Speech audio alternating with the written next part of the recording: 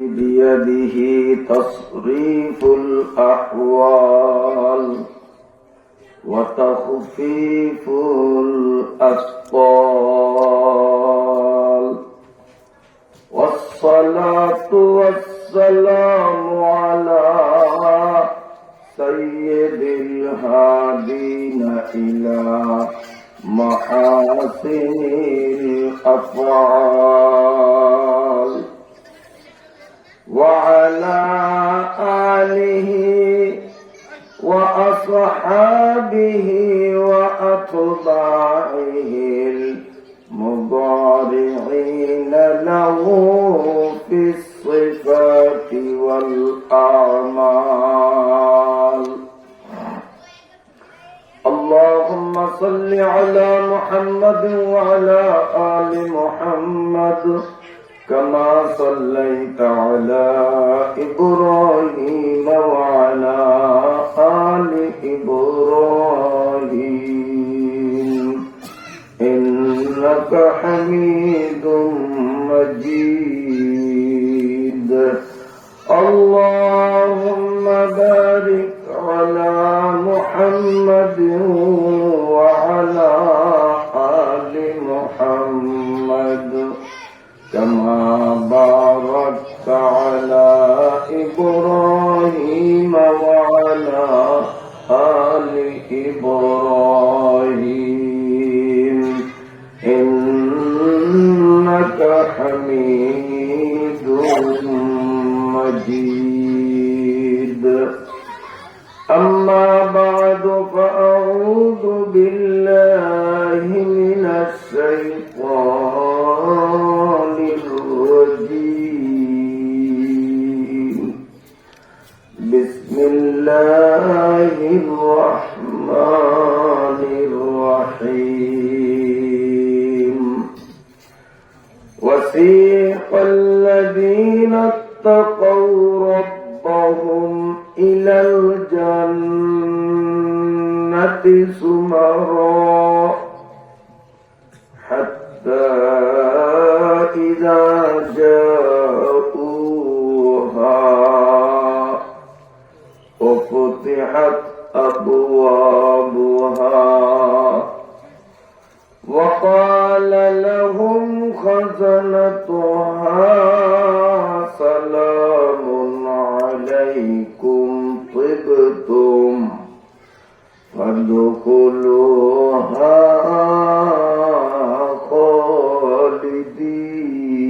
خالدين. وقالوا الحمد لله الذي صدقنا وعده وأورثنا الأرض نتبوأ من الجنة حيث نشاء فنعم أجر العاملين. صدق الله مولانا العظيم.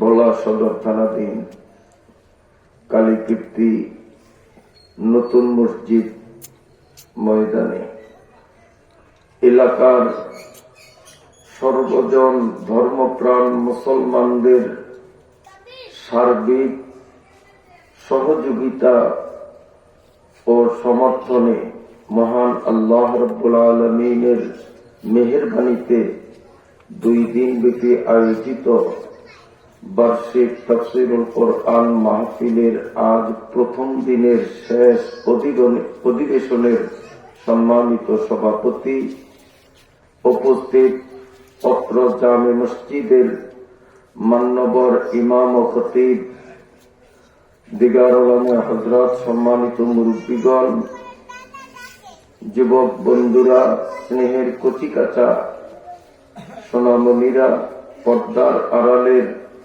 মায়েরা, বোনেরা ও মেয়েরা, আমি আপনাদের সামনে পবিত্র কোরআনুল কারীমের সূরা আজ-জুমারের শেষের দিক থেকে সামান্য কিছু অংশ তিলাওয়াত করলাম। আল্লাহ রাব্বুল আলামিন যদি তৌফিক দান করেন, তিলাওয়াতকৃত আয়াতের মর্মে কিছু গুরুত্বপূর্ণ কথা পেশ করার চেষ্টা করব ইনশাআল্লাহ। শুরুতেই আল্লাহ রাব্বুল আলামিনের পাক দরবারে শুকরিয়া জানাই, যিনি আমাদেরকে দয়া করিয়া মায়া করিয়া দুনিয়ার সকল ঝামেলা থেকে আমাদেরকে আলাদা করিয়া কিছু সময়ের জন্য আল্লাহ পাকের কোরআনের মজলিসে সুস্থ শরীরে সুশৃঙ্খল ভাবে আসা এবং বসার মতো তৌফিক দিয়েছেন, আলহামদুলিল্লাহ। আমি মঞ্চে আসার পূর্বক্ষণে এশার নামাজের পর থেকে আপনাদের অত্র মসজিদের সম্মানিত খতিব সাহেব যে আলোচনা স্বল্প সময়ের মধ্যে করেছেন, তার আলোচনার মূল আলোচ্য বিষয় ছিল নামাজের গুরুত্ব। না ভুল বলছি আমি? 5 ওয়াক্ত নামাজের উপরে উনি গুরুত্ব দিয়েছেন। বর্তমানে মুসলমানদের মধ্যে নামাজের বেলায় যথেষ্ট শিথিলতা দেখা যায়। দান করতে রাজি আছে, হজ করতে রাজি আছে, যাকাত দিতে রাজি আছে, কিন্তু নামাজ ঠিক মতো করতে রাজি নেই। এমন লোক আছে না? নেই? দান খরাপ করে, মাশাআল্লাহ, খুব হজে 3 বার যায়, কোরবানিও একা একটা দেয়, সব কিছুতেই পারে, কিন্তু নামাজ ঠিক মতো করতে রাজি না। অথচ মুসলমানদের জন্য আল্লাহ এবং আল্লাহর রসুলের পক্ষ থেকে যতগুলো করণীয় জিনিস, যে এটা করো, এটা করো, এটা করো, করণীয় যতগুলো আদেশ আসছে, তার মধ্যে সবচেয়ে বেশি গুরুত্বপূর্ণ কাজ যেটা, সেটার নাম কি বলেন তো? কি? মাশাআল্লাহ। জানা আছে, মানা নাই। এই জানার দাম নাই, কথা ঠিক না? জানা আছে, মানা নাই, এই জানার। যেমন আপনার জানা আছে যে এই সিজনে নদীতে প্রচুর মাছ মিলে, মাছে আর পানিয়ে সমান, জাল ফালাইলেই 10 মিনিটের মাথায় জাল টানলেই বিশাল বিশাল পাঙ্গা 8-10টা করে ওঠে, এই কথা আপনার জানা আছে। কিন্তু আপনার জালও আছে, সাবারও আছে, বাগি যুগিও আছে, কিন্তু মেঘনার কাছেও জানি নাই। নদীর ভিতরে যাইবেন তো দূরের কথা, নদীর পাড়েও জান নাই পাঙ্গাস কয়টা আইব বিকাল বেলা আপনার। কারণ জানা আছে, মানা নাই। এই মানার, এই জানার দাম নেই। কি লাভ? আপনি জানার দ্বারা কি লাভ হইল? আরেকটা উদাহরণ দিই। আপনি জানেন যে ইরিদান যদি করি, গন্ডা প্রতি জমিনে এই পরিমাণ সার, এই পরিমাণ বীজ দিতে হবে, এতবার নিড়াইতে হবে, সব জানা আছে আপনার। তাহলে খন্দকালে এই পরিমাণ ধান আমার ঘরে আসবে, সব জানা আছে, কিন্তু আপনি বিলের ধারেও জানেন নাই দান কয় মন খাইবেন। কেন? আমরা জানেন নাই? জানা আছে, কিন্তু মানা নাই। জানতে হবে মানার জন্য, আর জানবো আমরা, তারপরে কি করব? মানব।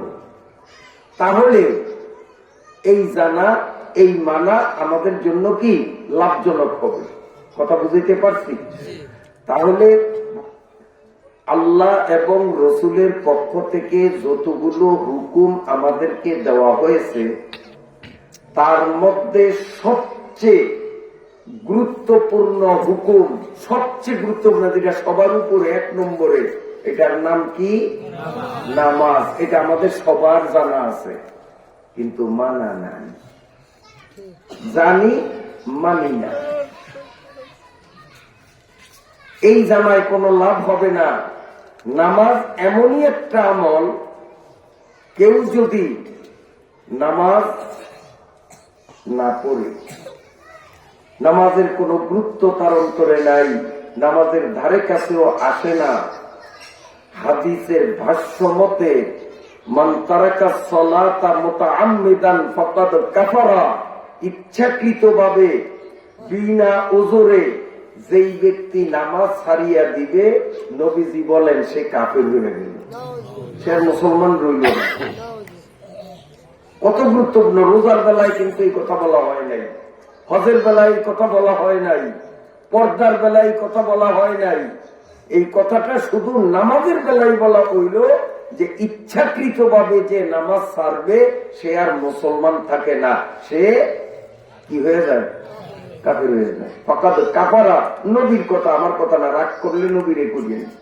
নবী আরবি ভাষায় কইছে, আমি এটারে বাংলা ভাষায় কইয়ে দিলাম। মান তারাকা সলাতা মুতাআম্মিদান ফাকাদ কাফারা, যেই ব্যক্তি ইচ্ছাকৃতভাবে নামাজ ছাড়িয়া দিবে সে কাফের হইয়া যাবে। নাউযুবিল্লাহ। আল্লাহ। কাফের দুই প্রকার, খুব ভালো করে বুঝবেন। কাফের কয় প্রকার? দুই প্রকার। বড় মাপের কাফের, ছোট মাপের কাফের। কাফের কয় প্রকার? বড় আর ছোট, দুই প্রকার। বড় মাপের কাফের কারা? যারা আল্লাহ আছে বলিয়া স্বীকার করে না, পরকাল, কবর আযাব, পুলসিরাত, বেহেশত, দোজখ বিশ্বাস করে না, এরা হইল বড় মাপের কাফের। আর ছোট মাপের কাফের কারা? যারা আল্লাহ একজন আছে বিশ্বাস করে, স্বীকারও করে, কবর আযাব বিশ্বাস করে, আখেরাত বিশ্বাস করে, বেহেশত দোজখ বিশ্বাস করে, কিন্তু আল্লাহর হুকুম মানে না, নামাজ পড়ে না। নামাজ পড়ে না, কালেমা পড়ে লা ইলাহা ইল্লাল্লাহ বলেন না, লা ইলাহা ইল্লাল্লাহু মুহাম্মাদুর রাসূলুল্লাহ। নামাজের এই কালেমা পড়ে না? পড়ে না? কলেমা কেমন পড়া পড়ে যদি মেঘনা নদীর মাঝে কাল বৈশাখীর তুফানে নৌকারে পায়, সেদিন দেখা যায় যে কলেমা কেমন কত লোক করিয়া বলে। জৈনপুরি বিশ্বাস ওই দিন জালিয়ার কাছে ফেল। হাসা কই না মিশা কই? আরে ডাকাত তনে আইতেছি সানপুরের এহেনে ওই তিন নদীর মুখে যখন লঞ্চ আইছে, আমাদের লঞ্চের এমন তুফানে ধরছে, পাশে আছিল হিন্দু কতগুলো, পুরুষ, মহিলা, শিশু। সব দিনে এখন আর হরে কৃষ্ণ কয় না, রাধাও কয় না, হরে রামও কয় না, সব কটা খালি আল্লাহ আল্লাহ আল্লাহ ভাষা। মানে লস পড়বে ভরবে বাপ। আমরা বুঝছি যে এই বুঝি জীবনের শেষ, জীবনের সোয়ানা আশা সেদিন ছেড়ে দিয়েছিলাম যে আজকে আর বাঁচার উপায় নেই।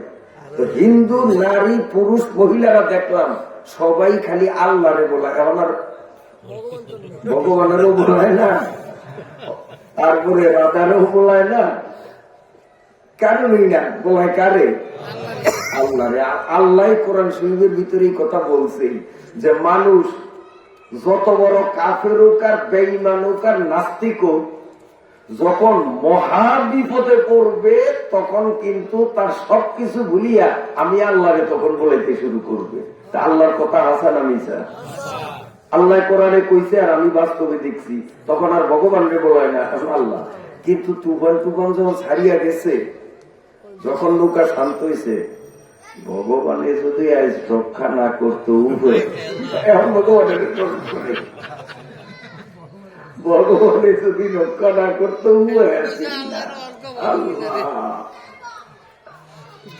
নামাজ এত গুরুত্বপূর্ণ, এত গুরুত্বপূর্ণ যে নামাজের ব্যাপারেই শুধু বলা হয়েছে যে ইচ্ছাকৃত ভাবে নামাজ পড়বে না সে কাফের। এগুলো ছোট মাপের কাফের। কিয়ামতের ময়দানে বড় মাপের কাফের যারা ফেরাউন, কারুন, নমরুদ, সাদ্দাত, নেতানিয়াহু, ডোনাল্ড ট্রাম্প, মোদি, এই বড় মাপের কাফের যেগুলো, এগুলো থাকবে সামনের কাতারে। আর মুসলমান যারা কলেমা পড়ছে, আল্লাহরে স্বীকার করছে, আখেরাতও বিশ্বাস করছে, কিন্তু নামাজ পড়ে নাই, এগুলারও ওই বড় কাফের পিছনে তৃতীয় কাতারে কারা করবে। আমার কথা না, কোরআন শরীফে যে সূরা আমি পড়ছি, যে আয়াত পড়ছি, তার আগের আয়াতে আল্লাহ বলছেন ওয়াসিকাল্লাযীনা কাফারু ইলা জাহান্নামা যুমারা হাত্তা ইযা জাউহা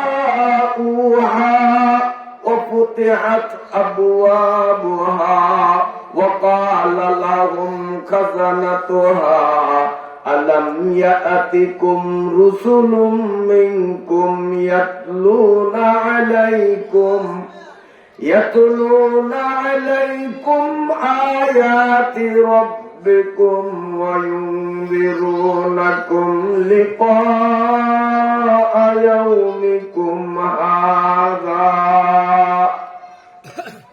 এই আয়াতে আল্লাহ পরিষ্কার বলিয়া দিয়েছেন,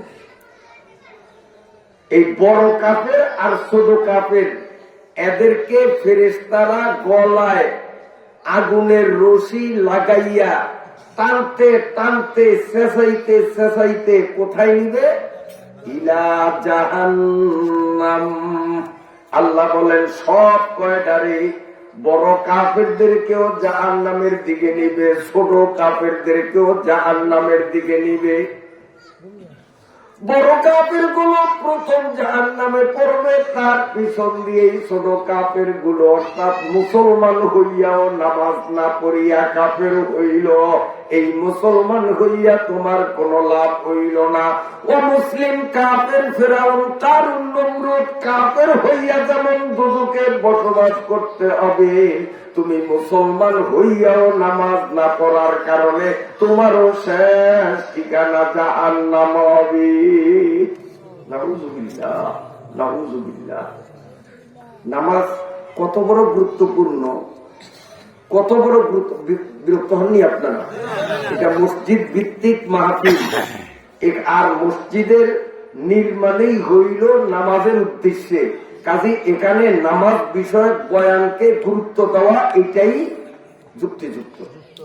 আয়াত পড়ছি ভুলি নাই, সে আয়াতের অর্থ বলবো, তবে এই প্রসঙ্গে কিছু কথা বলি। তার কারণ বর্তমান অবস্থার দিকে লক্ষ্য করলে দেখা যায় মুসলমানের মধ্যে অন্য সব আমল কমবেশ পাওয়া গেলেও নামাজের বেলায় যথেষ্ট দুর্বল। না মিশা কথা কই? হ্যাঁ, কারণ আমি তো আর বিদেশি বক্তা না, কালকা নাইলে বিদেশি বক্তা হইব, এই সময় চুপ থাকেন, শিয়ার হইেন না, কারণ ও দেশের মান ইজ্জত আছে। আজ তো নিজেরা নিজেরা অসুবিধা নাই, আর মিশা কথা কই আমার কাছে হাঁটতেও পারবেন না, কারণ আমি তো এই এলাকা কেউ, ঠিক না? এই বান্দের ভার মাঝিরা এই দুই এলাকায় আগে জোয়ান যে শুনছিলাম, সেই সময় ইলিশ মাছের সিজনে মাদ্রাসার চান্দা কালেকশনে আসতাম জালিয়ার কাছে, যখন মাছ বেশি পড়তো। মাদ্রাসার থেকে দায়িত্ব দিত না, এসে পারতাম না, যদিও মন চাইতো না, তারপরেও মাদ্রাসায় চাকরি করি, হুকুম মানা লাগে, সেই হিসাবে ইচ্ছার বাহিরেও আসতে বাধ্য ছিলাম, আসতাম। এবং আসিয়া দেখছি এমন এমন লোক, ধারণা করছি মনে 10 টাকার বেশি দিব না, দেখা যায় যে 100 টাকা নোট দিছে, 500 টাকা নোট দিছে সামনা, কিন্তু নামাজ পড়ে না। আছে না নাই? হ্যাঁ, মাদ্রাসায় চান্দা দেয়, মসজিদে চান্দা দেয়, ওয়াজে চান্দা দেয়, কিন্তু নামাজ পড়ে না। আছে না নাই? আমি নিজে চোখে দেখা। ও ভাইরা বাবাজিরা, দান খয়রাত করা, চান্দা দেওয়া, এটাও একটা নেকামল। না বলি খুশি নেকামল। এই নেকামল দেখা যায় মুসলমানের মধ্যে কমবেশ কিছু না কিছু আছে, কিন্তু দেখা যায় নামাজ নাই। ওরে নামাজ ছাড়া তোমার মুসলমানি থাকে না, নামাজ ছাড়া মুসলমানি থাকে না। এই জন্য নামাজ কত গুরুত্বপূর্ণ ভালো করে শুনেন।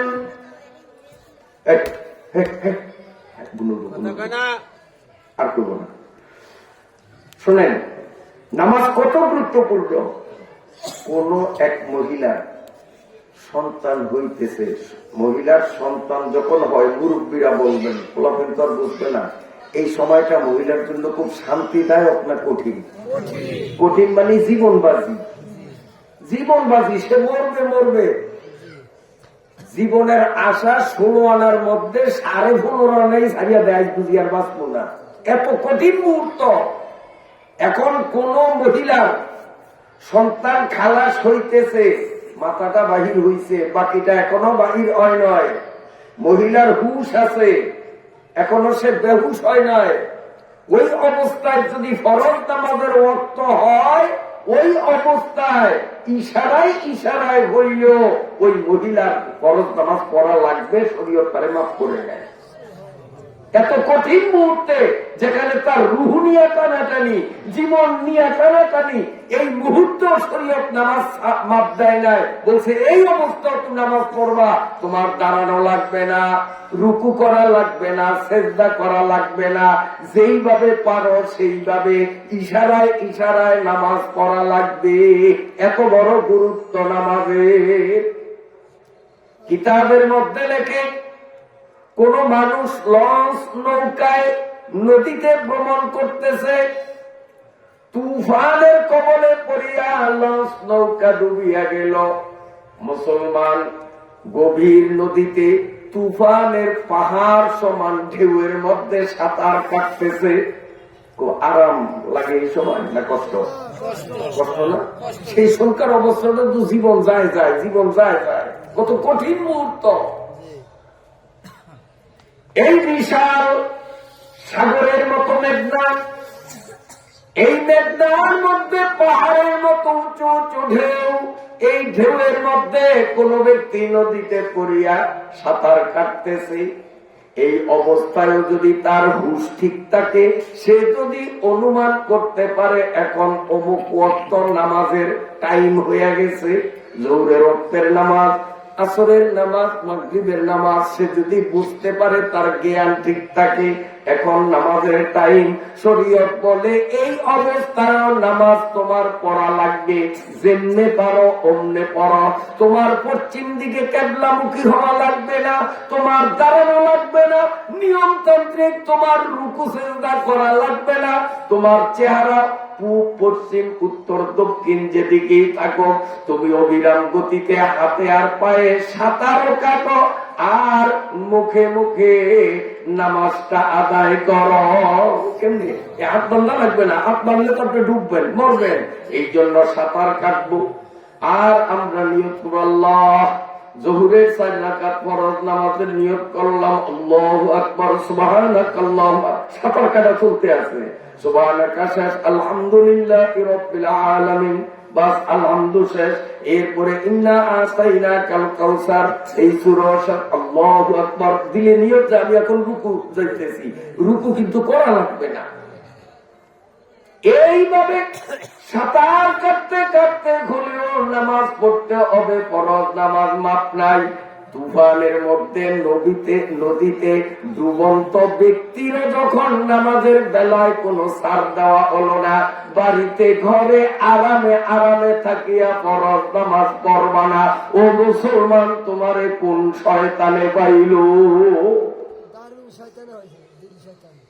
আরামে আরামে থাকিয়া নামাজ পড়ো না। নামাজ ছাড়া মুসলমানের মুসলমানিত্ব ঠিক থাকে না। 5 ওয়াক্ত নামাজ হুজুরের উপর যেমন ফরজ, মূর্খের উপরও একই রকম ফরজ, আইনে কোনো বেশ কম নাই।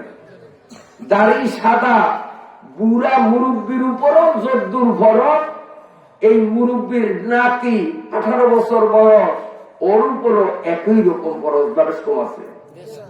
কিন্তু আমাদের দেশে নামাজ ধরে কোন সময় শেষ বয়সে যখন রুকুতে সেজদায় গেলে উজু আছে না গেছে কইতে পারে না, শরীরের জোড়াজারি নাক বল্টু ঢিল হয়ে যায়, ওই সময় ধরে নামাজ, জোয়ানকালে কিন্তু নামাজ পড়ে না।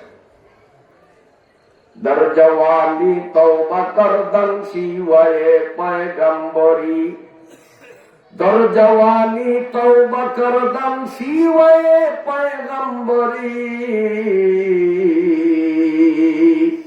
জোয়ানকালে ইবাদত আল্লাহ রাব্বুল আলামিনের কাছে নবী রাসূলদের ইবাদতের মতো ভালো লাগে। নবী রাসূলদের ইবাদত আল্লাহর কাছে যেমন প্রিয়, জুয়ানরা ইবাদত করলেও ওই ইবাদত আল্লাহর কাছে ওইরকম প্রিয়।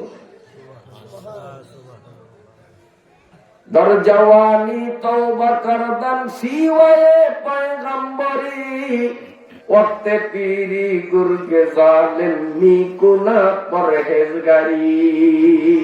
বুড়া বয়সে পরহেজগারি করি আল্লাহ নাই, পরহেজগারি ধরতে হবে জুয়ান কাল থেকে। হাদিসে আছে যেই ব্যক্তি ফজরের নামাজ পড়ল না, ঘুম থেকে জাগ্রত হইল, অলসতা করিয়া ফজর পড়ল না, এই ব্যক্তির মরণের পরে কবরে বিষাক্ত সাপ নিয়োগ করা হবে।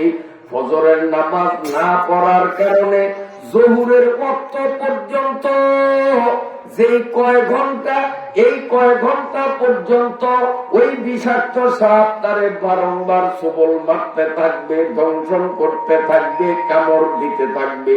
সাপটা কেমন বিষাক্ত আমার নবী বলে, ওই সাপটা যদি বর্তমান দুনিয়ার দিকে তার নাক দিয়া যদি একটু নিঃশ্বাস ছাড়ত, ওই সাপের নাকের একটু মাত্র নিঃশ্বাস যদি দুনিয়ায় ছাড়ত, তাহলে পৃথিবীর সমস্ত মানুষ, পশু পাখি, পোকা মাকড়, গাছ গাছালি, লতা পাতা ওই নাকের নিঃশ্বাসের বিষে সব মরিয়া সাফ হইয়া যাইত। পৃথিবীর যে কোনো এক স্থান থেকে এই সাপ শুধু যদি একটু মাথাটা বাহির করিয়া নাক দিয়া খালি একটু দম ছাড়ত, মনে করেন এই কালীকীর্তির মধ্যেই কবর একটা থেকে সাপ যদি মাথা উঠিয়া নিঃশ্বাস ছাড়ত, এই নিঃশ্বাসের বিষে বাংলাদেশ, ভারত, পাকিস্তান, আমেরিকা, লন্ডন, এক কথায় গোটা পৃথিবীর এমন কোন দেশ থাকতো না। সম্পূর্ণ পৃথিবীর সমস্ত মানুষ, গরু, ছাগল, হাঁস, মোরগ, পশু পাখি, লতা পাতা, গাছ গাছালি ওই নাকের নিঃশ্বাসের বিষে ভারাক্রান্ত হয়ে সব মরে যেত। কত বড় বিষাক্ত সাপ! এই বিষাক্ত সাপ ফজরের নামাজ না পড়ার কারণে, ইচ্ছাকৃতভাবে ফজরের নামাজ বর্জন করার কারণে জহুর পর্যন্ত হাজার হাজার বার তারে কামড় দিবি। যেই সাপের নাকের নিঃশ্বাসে এত বিষ, তার কামড়ের মধ্যে না জানি কত বিষ। এখন বুঝে আসবে না, তখন বুঝে আসবে। ওই বুঝ কোন উপকারে আসবে না। जैसा करनी वैसा भरनी ना मन तू करके देख, जन्नत भी है जहन्नम भी है ना मान तू मर के देख। যেমনি কর্ম তেমনি ফল, বিশ্বাস না হয় করে দেখো। বেহেশত আছে, দোজখ আছে, বিশ্বাস না হয় মরিয়া দেখো। তো মরিয়া দেখবো, লাভ হইব? কোন লাভ হবে? মোটেও লাভ হবে না, মোটেও লাভ হবে না। এই মর্মের ছোট্ট একটা হাদিস আপনাদের শুনাই, তারপরে ইনশাআল্লাহ আমি আয়াতের বিষয় ভিত্তিক আলোচনায় যাব। যে কিতাব থেকে বলছি, কিতাবটার নাম হলো দুররাতুস সালিহিন। খুব মনোযোগের সাথে যুবক বাবারা কান খুলিয়া শোনো। দুররাতুস সালিহিন নামক কিতাবের মধ্যে দেখছি, আমি নিজে পড়ছি, লিখছে একদিন বাগানের মধ্যে বিড়াল একটা, বিড়াল বলুন তো বিলাই, বিলাই একটা আল্লাহর কাছে মুনাজাত দিছে, আল্লাহ আমার মনের একটু কথা আপনারে কমু। আল্লাহ কয় তুই বিলাই আর কি কবি? আল্লাহ আপনি তো আমারে বিলাই বানাইছেন, আমি একটু কইলে আপনি শুনবেন না, তো কম। মাহবুব আপনি যে আমারে পকেটে তো বুঝা বুঝা বুঝা একটা অনুভব দিবি না, ব্যক্তি কাজে এড়ে দিয়ে দিন, এর বাদুরে দিয়ে দিন, যদি একটা খাট বাইর দিয়ে দেবেন তো আর বের করবি না। বিরক্ত হননি আপনারা? মুনাফিক করে কে জানি? হ্যাঁ, মাশাআল্লাহ, মনোযোগ আছে তো। বিলে কয় আল্লাহ আপনি যে আমারে বিলাই বানাইছেন, হ্যাঁ, আমি এই জন্য আপনার উপরে একটু বেজাবো না। আমি মোটে আপনার উপরে রাগ করি না, আমি খুব খুশি যে আপনি বিলাই বানাইছেন, ভালোই হয়েছে। আপনি ইচ্ছা করলে আমারে কুত্তা বানাইলেও তো বানাইতে পারতেন, আমারে বিড়াল না বানাইয়া কুকুর বানাইতে পারতেন, আল্লাহ হাত কি পারত না। আমারে মানুষ না বানাইয়া আল্লাহ আমারে অন্য কিছু ইচ্ছা করলে বানাইতে পারতেন না? নিশ্চয়ই পারতেন। আল্লাহ সর্বময় ক্ষমতার অধিকারী। কারণ বিড়ালকে আল্লাহ আপনি আমারে বিড়াল না বানাইয়া ইচ্ছা করলে কুকুরও তো বানাইতে পারতেন, কুত্তাও বানাইতে পারতেন। কুত্তা না বানাইয়া বিলেই বানাইছেন, খুব উপকার করছেন, আমি খুশি। আল্লাহ কত কুত্তারে তুই এত তুচ্ছ করস না? আল্লাহ আপনি দেখেন না, আপনি তো সবকিছুই দেখেন। কুত্তায় খায় কি, আমি কে খাই ভুলেও? কুত্তায় মানুষের পায়খানা খায়, বিলে খাইনি। দেখছেন বিলে কোন খাইতে? ও না খাইয়া মরিয়া যাবে, উপাস থাকিয়া মরিয়া যাবে, তবুও পায়খানা কামড় দিবি? বিলে কামড় দিব না। বিলেকে আল্লাহ যদি আমারে কুত্তা বানাইতেন তা আমি তো গুয়ের মতো এমন নিকৃষ্ট জিনিস খাইতাম, এখন তো এটা খাওয়ান লাগে না। আপনি আমাদের বিলে বানাই তো আপনি ভালো কাম করছেন, আমি আপনার খুব খুশি, আপনার শুক্রিয়া আদায় করি, আলহামদুলিল্লাহ। ফার্স্টে আছে কুত্তা, এটা কান খাড়া করছে, এটা বলছে আল্লাহ আল্লাহ বিলে যা কইছে আপনি তো শুনছেন, আমারও তো আপনি বানাইছেন, তা আমি একটু কইলে আপনি শুনবেন না? আল্লাহকে তুই আর কি করবি, বিলে কি মিশাওতা মিশিলে তুই গু খাস না? আল্লাহ কি কর, তুই কি গু খাস না? বিলে মিশাওতা মিশে তোর নামে তুই কি করবি? আর আল্লাহ বিলেই ভাইয়া যা কইছে সব ঠিকই কইছে, তারপরও আমার একটু কথা শুনবেন তো? আল্লাহ কত গু খাওয়া পাটি, তুই আর কি করবি? কুত্তা এটা নামুদ বিড়াল ভাইয়া যে বলছে আমি গু খাই, নিকৃষ্ট প্রাণী, একেবারেই সত্য বলছে। আমার কাছে পায়খানা খুব সুস্বাদু জিনিস, আমি খাই, এতে কোনো বিড়ালের মৃত্যু হওয়ার সুযোগ নাই। কিন্তু মাবুদ আপনি আমারে গু খাওয়ান জানোয়ার কুত্তা বানাইছেন, এরপরেও আমি আপনার উপরে বেজার না, আমি আপনার উপরে খুশি। আপনি আমারে কুত্তা বানাইছেন, গু খাই, তারপরেও আমি আপনার উপর খুশি, আপনার শুকরিয়া আদায় করি।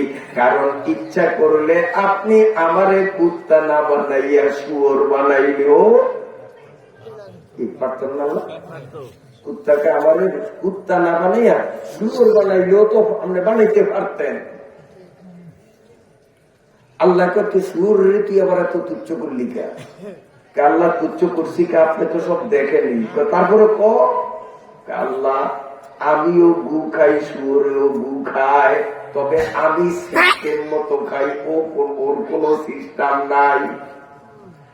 আমি মানুষের গু যখন খাই খুব সতর্কতার সাথে, সাবধানতার সাথে, আমি দাঁতে কামড় দিয়া খাই, ঠোঁটে লাগতে দেই না। ভুলে সুখে অসাবধানতায় যদি আমার ঠোঁটের কিনারায় গু একটু লাগিয়াও যায়, 1 সেকেন্ড দেরি করি না, আমার দিকে আমি সাথে সাথে জিব্বা বাউলানি দিয়া ওটা পরিষ্কার করিয়া বলাই, 1 সেকেন্ডও আমি ঠোঁটের উপরে থাকতে দিই না। আল্লাহ আর শুয়োরের দিকে তাকাইয়া দেখেন, এই শুয়োর যদি কোথাও পায়খানা দেখে, পায়খানা দেখিয়েই সে অত্যন্ত আনন্দিত হইয়া এক দৌড়ে যাইয়া আগে আনন্দ করার জন্য, ফুর্তি করার জন্য ওই পায়খানার মধ্যে শুইয়া গড়াগড়ি করিয়া সারা গায়ে মাখাইয়া, নিজের গু মাখাইয়া জনমের মতো নোংরা বানাইয়া হয়রান আর ক্লান্ত হওয়ার পরে তারপরে সে গু খাওয়া শুরু করে। ও আল্লাহ আপনি আমারে কুত্তা না বানাইয়া শুয়োর বানাইলে আমিও তো এত বড় নোংরামি করতাম, কিন্তু আপনি আমারে শুয়োর না বানাইয়া কুত্তা বানাইছেন। গু খাই, তারপরও সিস্টেম মতো খাই। আমি শুয়োরের থেকে 1000 গুণ ভালা। আপনি আমারে শুয়োর না বানাইয়া কুত্তা বানাইলেন, খুব ভালো কাম করছেন, আলহামদুলিল্লাহ। পিছিয়ে আছি শুয়োর একটা গাছ খাইতেছে, ওইটাকে কি আমার নামে কি করে, ওইটা কান খাড়া করছে, সব শুনছে। শুনিয়াকে আল্লাহ বিলের কথা শুনছেন, কুত্তারটা শুনছেন। আমি যে শুয়োর, পৃথিবীর মধ্যে সবচেয়ে নিকৃষ্ট, আমার নামটারেই মানুষে গালি হিসাবে ব্যবহার করে, এটা গালি না? হ্যাঁ, একটা শুয়োরের বাচ্চা, ওই বাবা কত জঘন্য গাই। কাল্লামি এত বড় নিকৃষ্ট, ইতর, নিম্ন জাতির জানোয়ার। আর কুত্তা ভাইয়া যা বলছে একেবারেই সত্য কথা বলছে। আমি গু পাইলে মনের সুখে গুয়ের মধ্যে আগে একটা উল্টি করি, গড়াগড়ি খাই, সারা গায়ে গু মাখাইয়া এরপরে আমি খাওয়া শুরু করি। কথা একেবারে সত্য। তারপরে মাবুদ, আমি আপনার সাক্ষী করিয়া বলি, আপনি আমারে শুয়োর বানাইছেন, এত বড় নোংরা জানোয়ার বানাইছেন যে আমি গুয়ের মধ্যে গড়াগড়ি খাই, গুয়ের গড় পাইলে আমি ওখানে ডুবাডুবি করি, তারপরে খাই। এরপরেও মাবুদ, এত বড় নোংরা জানোয়ার আমারে বানানোর কারণেও আমি আপনার উপরে একটুও বেজার না, আমি আপনার উপরে মোটেও রাগ করি না, আমি খুব খুশি, আপনার শুকরিয়া আদায় করি। কারণ ইচ্ছা করলে আপনি আমারে শুয়োর না বানাইয়া মুসলমানের ঘরে মানুষ রূপে পাঠাইয়া বেনমাজি মুসলমান আমারে বানাইতে পারতেন। আল্লাহ রাব্বুল আলামিন বলেন, শুয়োর বেনমাজি মুসলমানরে তুই এত তুচ্ছ করলি কেন? শুয়োর কেন আবুদ? হাসরের ময়দানে সবাই উঠবে, আমরা শুয়োররা উঠব। এক পর্যায়ে আপনি সমস্ত মাখলুককে মাটির সাথে ফিনিশ করে দিবেন, আমরা শুয়োররাও ফিনিশ হয়ে যাব। আমাদের কপালে বেহেশত নাই, দুজুগও নাই, আমাদের অস্তিত্ব আপনি বিলীন করিয়া দিবেন। কিন্তু বেনমাজি মুসলমান গুলো এত বড় নিকৃষ্ট, কেবল 1 ওয়াক্ত নামাজ নষ্ট করার কারণে 2,88,00,000 বছর জাহান্নামের আগুনে জ্বলা লাগবে। কেবলমাত্র অনলি 1 ওয়াক্ত নামাজ, 1 ওয়াক্ত নামাজ কাজা করার অপরাধে 2,88,00,000 বছর জাহান্নামে জ্বলতে হয়। এইভাবে বছরের পর বছর 5 ওয়াক্ত নামাজ গুলো যারা পড়ে না, তাদের আযাবের মাত্রা কত হবে? শুয়োর কয়, মাবুদ বেনমাজি মুসলমান গুলো দুজকের আগুনে জ্বলবে। আমরা শুয়োররা যতই গুমা খাইয়া নোংরামি করি, আমরা 1 সেকেন্ডের জন্য জাহান্নামে যাব না। ও আল্লাহ, এবার আপনি বলেন তো, আমাদের থেকে বেনমাজিরা খারাপ, আমরা বেনমাজির থেকে ভালো কিনা?